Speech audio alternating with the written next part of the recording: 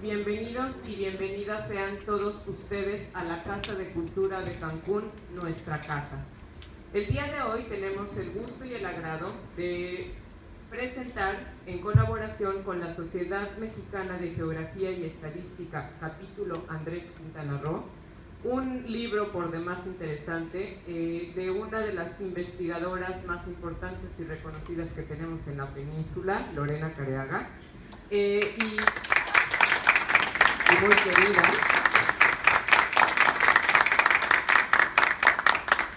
Y para ello nos acompaña, por supuesto, también el muy conocido y querido señor Fernando Martí.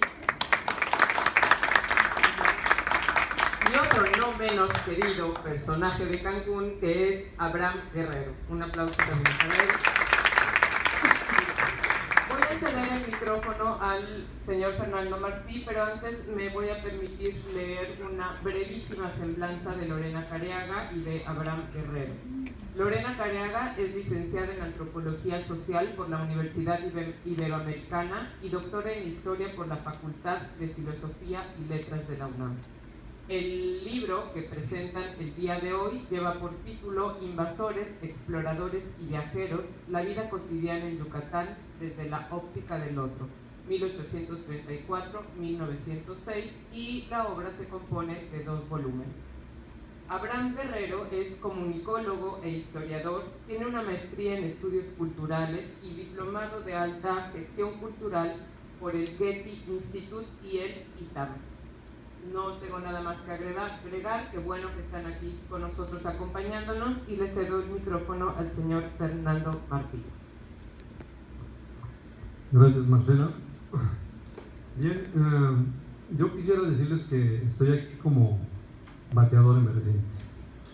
En este lugar debería estar sentado nuestro querido amigo Juan José Morales, quien sufrió un accidente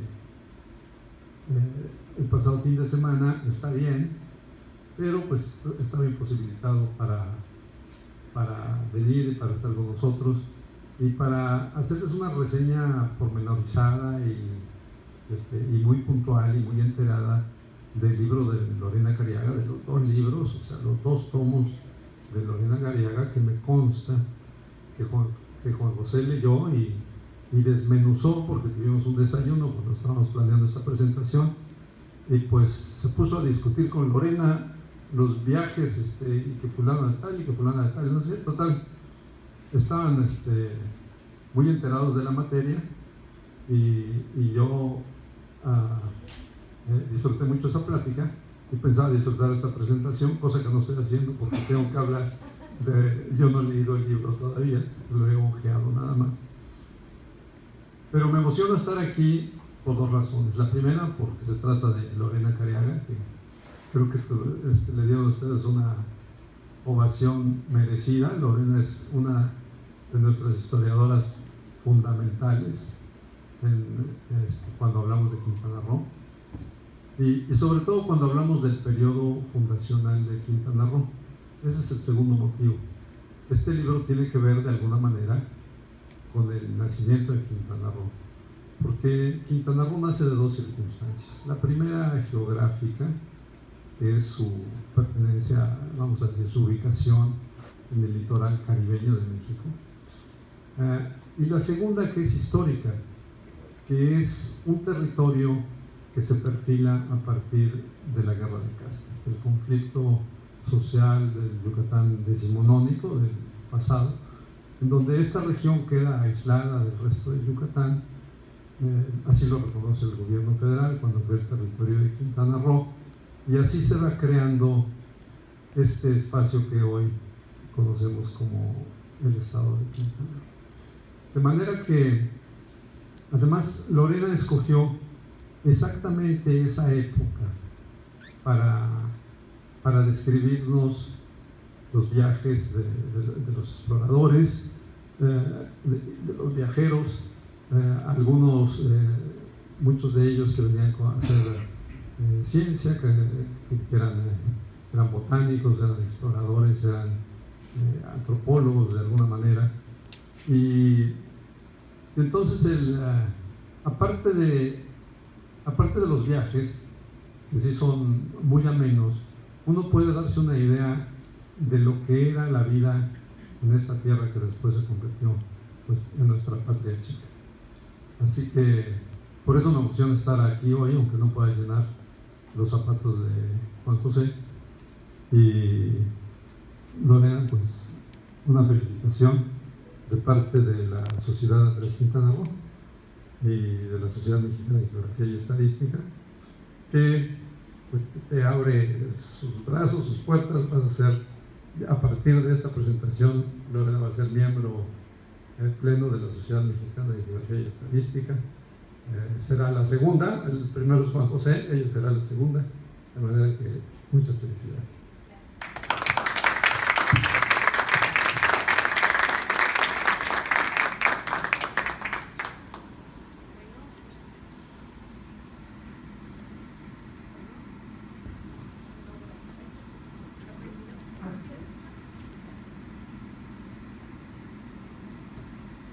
Bueno, pues muchas gracias a todas y todos por estar aquí. Me siento muy orgullosa y muy conmovida de tener a tanta gente que quiero mucho en esta ocasión en la que se presenta pues este libro que es en realidad mi tesis doctoral. Quiero agradecerle a Juan José Morales porque fue su idea, cuando él leyó el texto de la tesis, enviarlo a la Secretaría de Cultura de Yucatán con la idea de que se publicara, y allá, bueno, pues lo aceptaron, les gustó mucho. Le agradezco también a Jorge Cortés Ancona de la Secretaría de Cultura de Yucatán porque pues aceptaron publicarlo y lo hicieron en un tiempo récord, y pues la verdad no siempre se tiene la suerte de terminar una tesis doctoral y que casi inmediatamente esta sea publicada, y además completita, porque pues esos 2 tomos son las 800 y pico cuartillas de la tesis doctoral con todos los anexos y las bibliografías y demás, ¿no? Entonces pues estoy muy, muy agradecida a ambos, por supuesto a Fernando Martí por esta oportunidad de presentarlo, auspiciada por la Sociedad Andrés Quintana Roo y la Sociedad Mexicana de Geografía y Estadística, y le agradezco muchísimo a Abraham Guerrero que le haya accedido a participar en esta presentación. Más que hablarles en sí de la obra, tarea que le voy a dejar a Abraham, yo quisiera hablar de uno de los temas que se abordan en esta obra, que es todos, digamos, los antecedentes de estos viajeros que llegaron a Yucatán en el siglo XIX. Adelante. Bueno, viajeros ha habido siempre. ¿Qué es viajar? Viajar, así en resumidas cuentas, es ir a un lugar desconocido y regresar a casa para platicar de ese lugar que se conoció, ¿no? Es descubrir nuevos derroteros geográficos, encontrarse con gente distinta a nosotros, tener una serie de aventuras, incidentes y demás, y luego poder regresar, como decía uno de los grandes viajeros de la historia, Ben Battuta, si se puede por una ruta diferente, y así conocer todavía más, y regresar a casa y platicar, ¿verdad? Contar nuestras peripecias y contar también esto que es vernos reflejados como un espejo en el otro finalmente, que es distinto a nosotros, pero que en el momento de conocerlo y de apreciarlo y de tratar de entenderlo, pues también nos sirve a nosotros como un espejo para saber quiénes somos, de dónde venimos y cuál es nuestra historia, cuál es nuestro origen. Entonces, pues los grandes viajeros de la historia, ¿verdad? Heródoto, los chinos, ¿no? Chen Ho, los árabes, Battuta, Estrabón, el padre de la geografía, y por supuesto los grandes exploradores, ¿verdad? Del continente americano, de ese nuevo mundo, ¿no? Magallanes, todos los que le siguieron. pues eran estos viajeros que nos demuestran que siempre se ha viajado. La siguiente, por favor. Pero por ahí del siglo XVIII las cosas empiezan a cambiar un poco, ya no es el mismo sentido de los viajes. Todos estos viajeros hicieron antropología, hicieron etnografía, hicieron geografía, hasta arqueología, sin denominarlo de esa forma, porque en esa época no existían esas ciencias sociales como tales, pero a partir del siglo XVIII empieza a haber un gran cambio en la forma de viajar.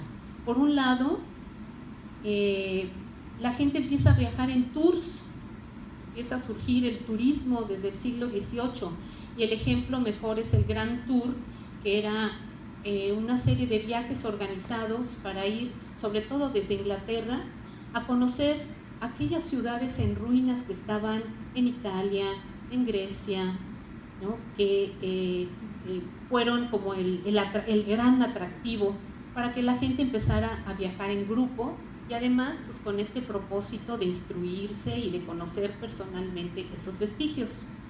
Siguiente.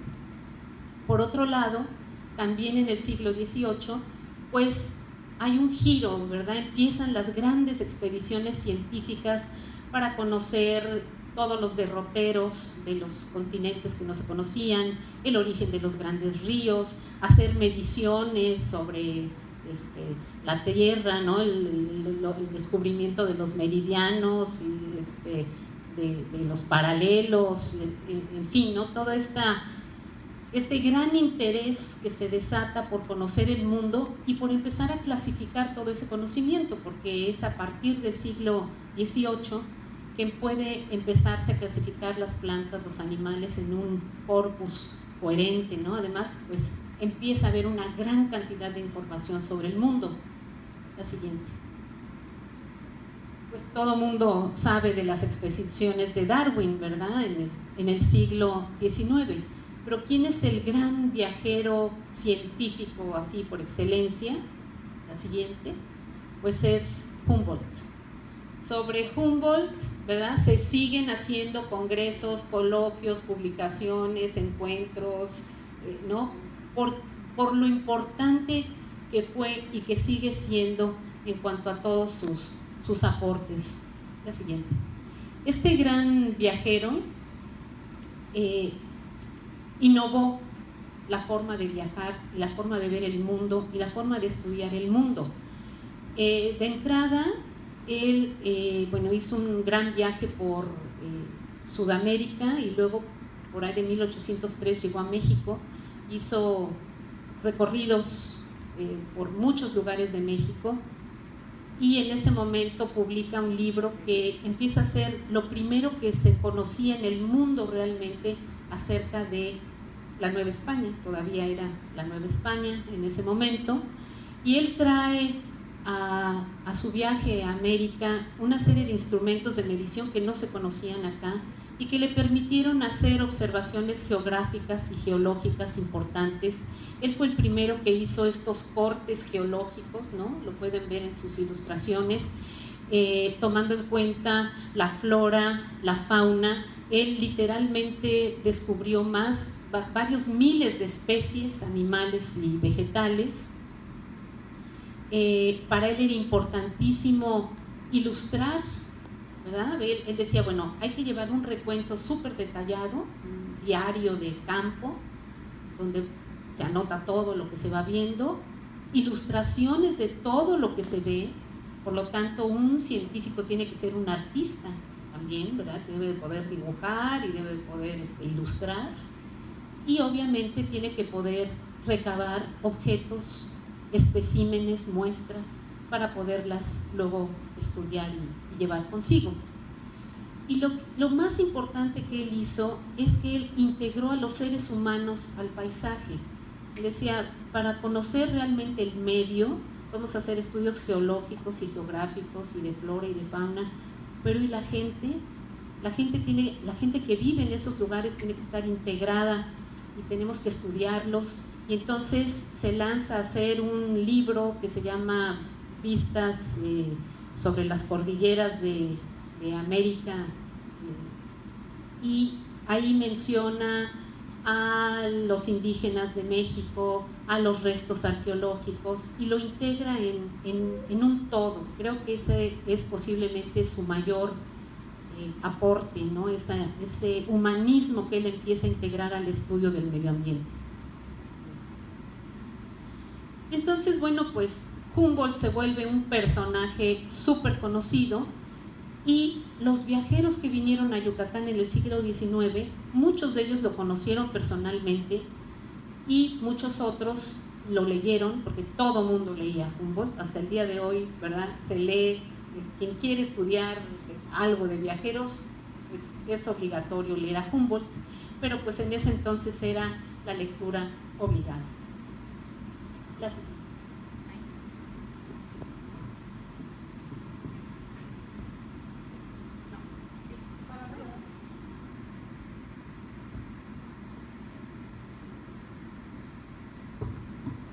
Ok. Bueno, brevemente les quiero platicar cuál era el estado de la cuestión cuando los viajeros extranjeros empezaron a llegar a Yucatán. Yucatán no se conocía para nada, y muchísimo menos se sabía qué eran esas ciudades en ruinas que estaban ahí en medio de la selva, quién las había hecho, cuándo, dónde, cómo. Es para que ustedes se den cuenta de la falta realmente de información, que ahorita damos por hecho que sabemos un chorro de cosas. En ese momento, cuando todos estos viajeros llegan a Yucatán, no se sabía nada. Y por supuesto no creían que los ancestros de esos mayas que vivían como siervos en las haciendas y que eran campesinos, pues, imposible que sus ancestros pudieran haber hecho esas edificaciones, ¿no? No se sabía qué tan antiguas eran, solamente se había estudiado un poquito Palenque, y había en los libros, en los textos, alguna mención de un lugar Itzalana, que luego resultó que era Uxmal. Siguiente. Por supuesto, antes de 1840, ningún europeo había estado en Chichén Itzá que dejara registro de ello. No había recuentos de ese lugar. Había fuentes hispánicas, tanto del descubrimiento y la conquista como de la colonia de Yucatán, pero era todo. La siguiente. No se había descubierto todavía el manuscrito de Fray Diego de Landa. Como ustedes saben, esta relación de las cosas de Yucatán es un texto clave para saber cómo era la vida en la época prehispánica en Yucatán. Pues ese texto lo descubrió un viajero, Brasseur de Beaubourg, y lo publicó hasta 1864, lo encontró en la Biblioteca Nacional en España, en Madrid, y por supuesto no se había descifrado la escritura maya. Eso es un gran acontecimiento del siglo XX. No había códices, solo quedan estos 3 códices para el área maya. El primero se publicó en 1831, pero los otros 2, ¿verdad? El pereciano en 1859, el trocortesiano hasta 1888, o sea que ni siquiera había códices disponibles. La siguiente. Y bueno, no habían ocurrido 3 hechos muy importantes, todos en 1859, ¿no? La publicación del origen de las especies de Darwin y toda la presentación de la teoría de la evolución como la entiende Darwin, la publicación de la contribución a la crítica de la economía política de Carlos Marx, que ahí se habla de un desarrollo particular para cada sociedad, y el hecho de que la Tierra, los seres humanos y muchos restos fósiles eran muchísimo más antiguos de lo que se imaginaban, ¿no? Esos huesos de los mamuts y demás, bueno, pues venían de épocas muy antiguas que no se había considerado que pudiera haber tal antigüedad en el planeta. Adelante. Entonces así estaban las cosas cuando los viajeros empezaron a llegar a Yucatán. Por lo tanto, les toca a ellos dar a conocer al mundo lo que era Yucatán, lo que eran esas ciudades en ruinas, lo que eran los indígenas mayas con los que se encontraron, ¿verdad? Y además, bueno, pues también es entendible que lanzaran una serie de teorías que hoy en día nos parecen descabelladas acerca de los mayas y de las ciudades en ruinas, pero que en esa época pues tenían todo el sentido del mundo porque en realidad no se sabía nada, ¿no? Entonces muchos conocieron a Humboldt y todos prácticamente siguieron sus pasos en cuanto a la metodología. Adelante.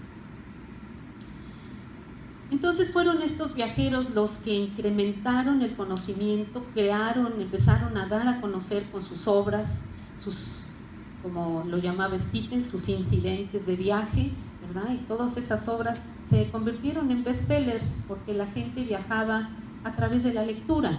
Era tan difícil desplazarse en ese momento en el mundo y mucho más a un lugar como Yucatán, donde no había, por supuesto, ni hostales, ni hoteles, ni caminos adecuados, ni transporte público para ir de un lado a otro, etcétera, ¿no?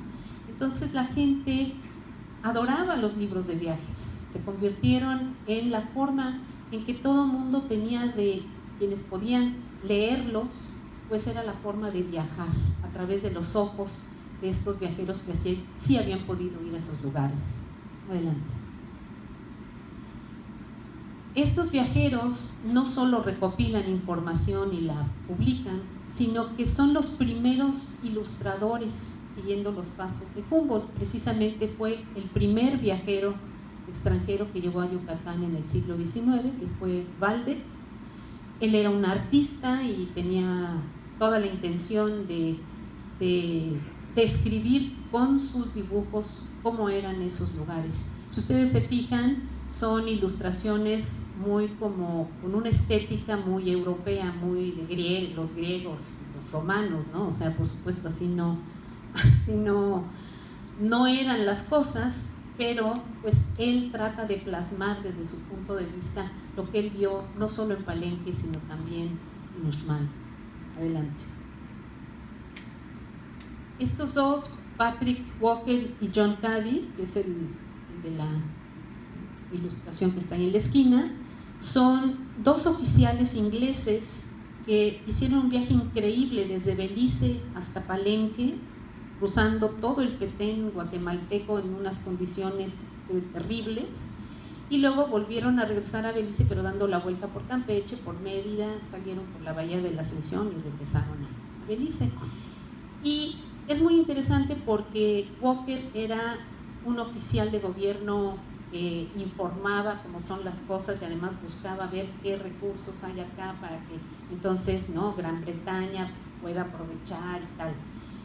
Y Cady le encantaba vivir la vida, ¿verdad? Le encantaba platicar con la gente, probar la comida, bailar con las señoritas, fumar sus cigarritos, y describir, ¿verdad? En sus diarios son de lo más descriptivos y además le gustaba ilustrarlos. Entonces ahí vemos, por ejemplo, ilustraciones de lo que era Belice. Allá abajo esa plaza es Mérida. Aquí él hizo una ilustración que luego la verán repetida en las fotos de todos los viajeros. Todos los viajeros se hospedaban en las ruinas, ¿verdad? Ahí colgaban sus hamacas y se instalaban ahí, ¿no? Entonces son muy interesantes, es muy interesante la visión de estos dos viajeros ingleses. Adelante, por favor. Pues los primeros daguerrotipos que se tomaron en Yucatán, imagínense, el daguerrotipo se inventa en 1839.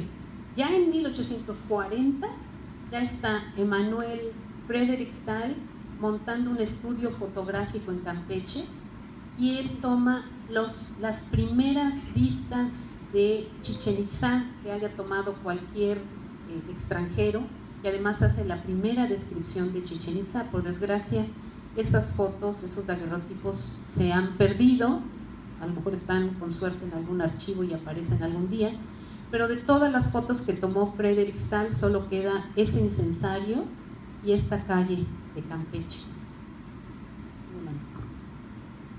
Por supuesto, estos viajeros hacen los primeros mapas, planos y croquis de la península, de donde estaban ubicadas las ciudades en ruinas, de los recorridos que hicieron. Adelante. Y pues parte de esto es este gran viajero el viajero de Yucatán por antonomasia, ¿verdad? John Stephens y su compañero Frederick Catherwood. John Stephens pues convierte sus viajes igual en un bestseller que se vende y se traduce hasta el día de hoy. Y Catherwood pues era un gran ilustrador que empezó utilizando la cámara lúcida, luego un daguerrotipo, y luego pues lo complementaba con sus dotes de artista, ¿no? Un poquito más adelante les cuento un poco de las aventuras de las ilustraciones de Catherwood, pero bueno, para nuestra fortuna sobrevivieron, no todas, pero sí varias. Adelante. Contemporáneo de Stephens y de Catherwood es Benjamin Norman. Su libro nunca ha sido traducido al español, sobre todo porque la obra de Stephens pues, opacó lo que podrían haber dicho todos los demás viajeros del momento, pero también tiene ilustraciones importantes y observaciones importantes. Adelante.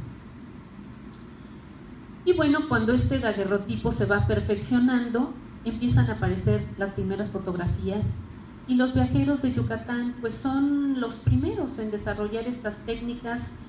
Piensen que ellos tenían que tomar las fotos en condiciones, ¿verdad?, en medio de la selva, tropicales. Allí revelaban las fotos, entonces tuvieron que inventar una cantidad de técnicas para poder llevar esto a cabo.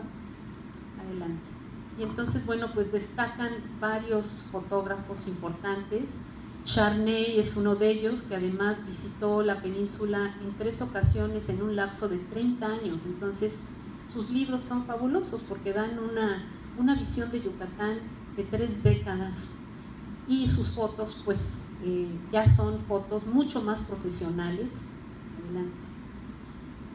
También Alice Dixon y Augustus Le Plongeon, que han sido vilipendiados y echados en el cubo de la basura académica por sus teorías descabelladas sobre el origen de los mayas y los sobrevivientes de la Atlántida, y etcétera.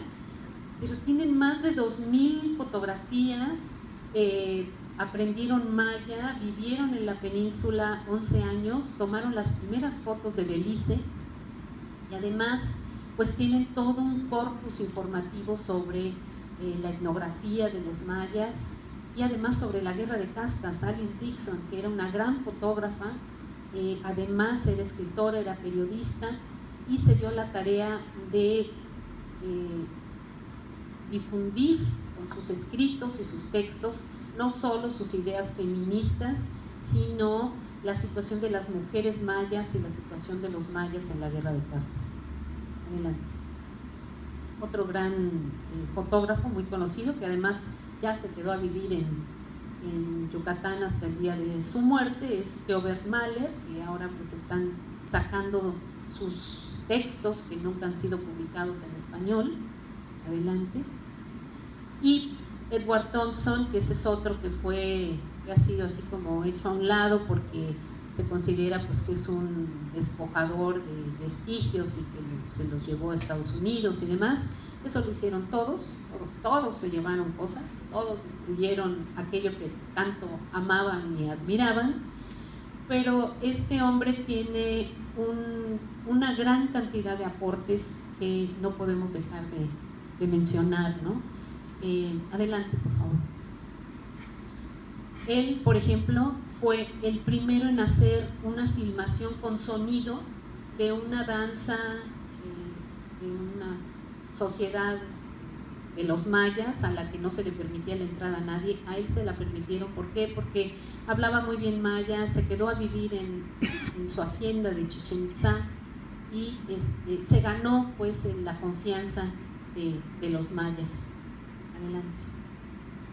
También hizo rescates de historia oral. Él entrevistó a excombatientes mayas de la guerra de castas y también a voluntarios norteamericanos que habían peleado en la guerra de castas, y gracias a esas entrevistas que él hizo con los supervivientes pues podemos reconstruir ese episodio de la guerra de castas. Adelante. Muchos de ellos hicieron diccionarios, ¿no?, pensando en que después de ellos vendrían otros viajeros. Hicieron vocabularios, ¿no?, con frases de tengo hambre, ¿dónde está el doctor?, cosas así, ¿no?, lo que conocemos ahora como vocabularios. en maya, en español, en inglés, etcétera. Adelante.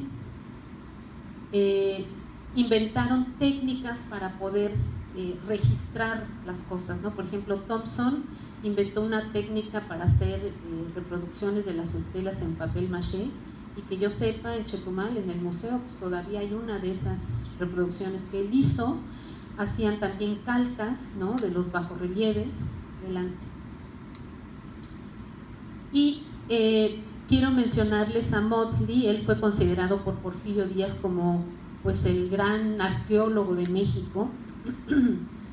Él lo que hizo fue registrar las piedras que estaban tiradas.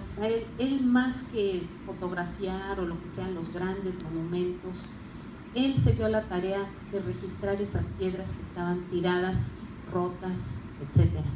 Gracias a eso, pues no solo tenemos ahorita un registro de cosas que han desaparecido, porque muchísimas de esas piedras no existen, ¿verdad? Se usaron para hacer bardas, casas y demás.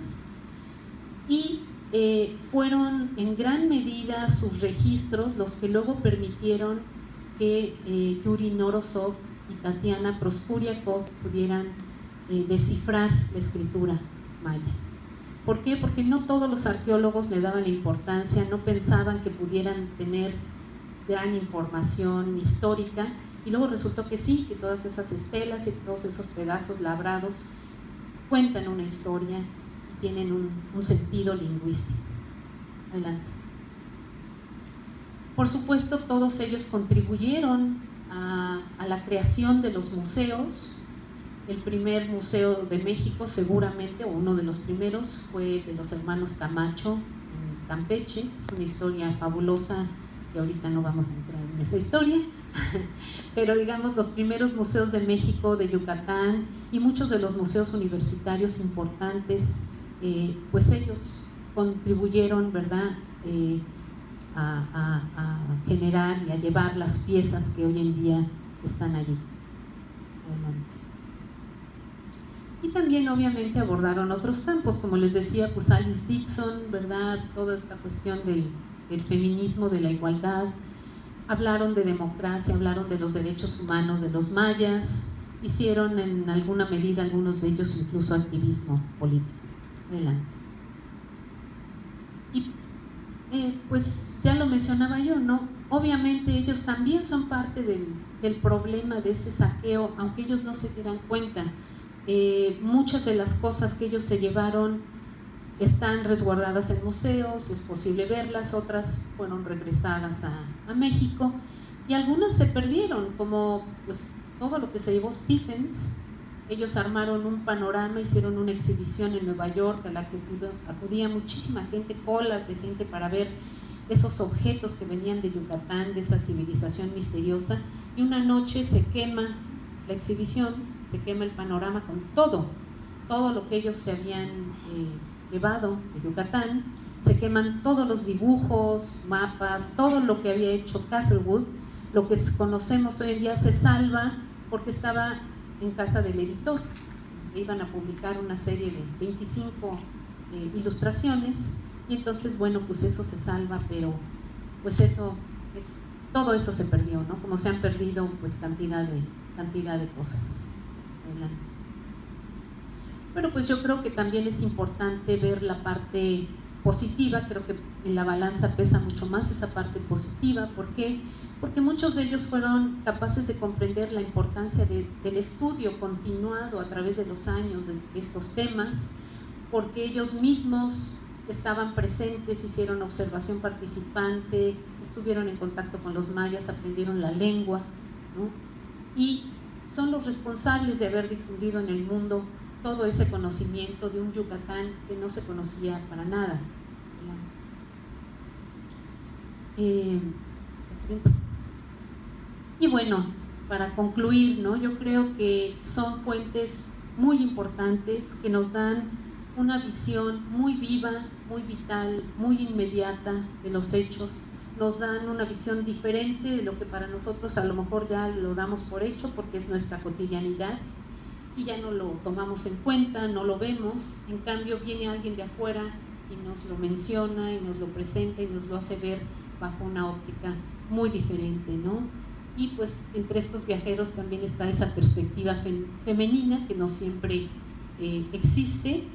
Y bueno, pues creo que estos son algunos de los aportes de algunos de los viajeros que yo pude estudiar y tuve el placer de estudiar en mi trabajo. Gracias.